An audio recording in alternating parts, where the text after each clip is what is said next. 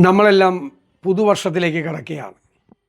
2026 ഒരുപാട് പ്രതീക്ഷകളുടെ കൂടി വർഷമാണ്. എല്ലാവരുടെയും ജീവിതത്തിൽ മാറ്റങ്ങളുണ്ടാകണം. നമ്മുടെ മനസ്സിൽ പ്രത്യാശ ഉണ്ടാകണം. ജീവിതത്തെക്കുറിച്ചുള്ള പുതിയ കാഴ്ചപ്പാടുകളുണ്ടാകണം.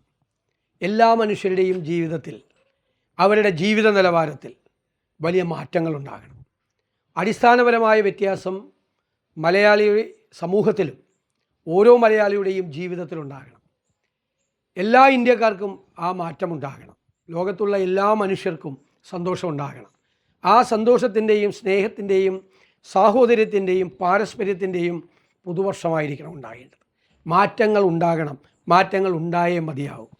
ആ മാറ്റങ്ങൾക്ക് വേണ്ടിയിട്ടുള്ള വർഷമായി 2026 മാറട്ടെ.